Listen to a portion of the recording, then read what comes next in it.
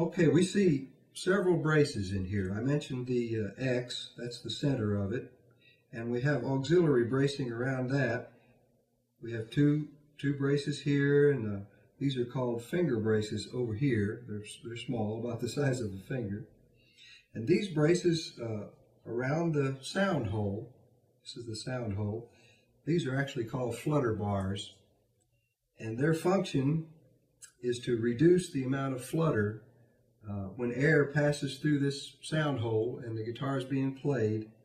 The area around it has to be reinforced so it doesn't flutter and actually move and create a sound that takes away from the sound of the guitar.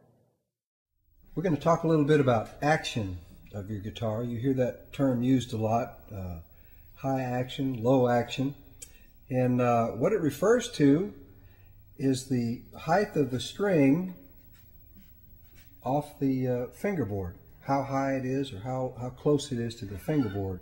We can push the strings down like this, down to where they just kind of touch the fingerboard, and this distance between the bottom side of the string and the fingerboard is your action height.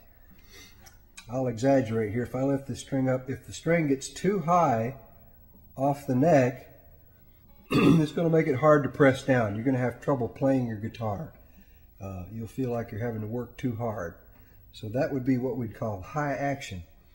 The other end of the range would be low, where the strings are very close down to the neck, and problems in that area might include buzzing or rattling, or if you fret at this fret and you're really hearing the note above it, it may be that your strings are too low or too close to the neck.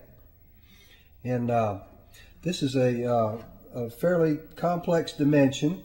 It has to do, action height also has to do with the contour of your neck, whether the neck itself is straight, or whether it may have a back bow, or it may be curved in response to string tension. So these factors all come in when you're talking about action height.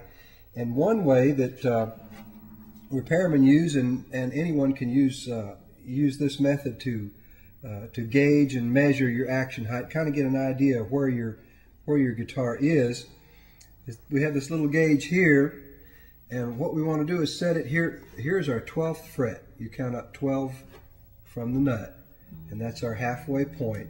And at that 12th fret, we're going to set this little gauge down on top of the fret, and then we're going to look under the string, and there are increments along this edge of the this measuring device we're using. The little lines indicate different heights of the string. The height of the string above the top of the 12th fret. Leaving the guitar in the trunk of your car is not a good idea. The temperature can get pretty hot there and soften the glue and allow the string tension to start pulling things apart. Now, this particular guitar, the bridge has started to come off, and we're going to see here that the bridge is separated enough from the top that I can get this palette knife in, and I'm pushing it into the opening here. And I have a rule of thumb here at my shop. If I can get this palette knife in under the bridge and between the bridge and the top, if I can get it in there 1/4 inch or more, that means if there's that much of an opening, then I'm probably better off to go ahead and remove the bridge completely, clean the glue off from the underside of the bridge and the top, and re-glue it in position.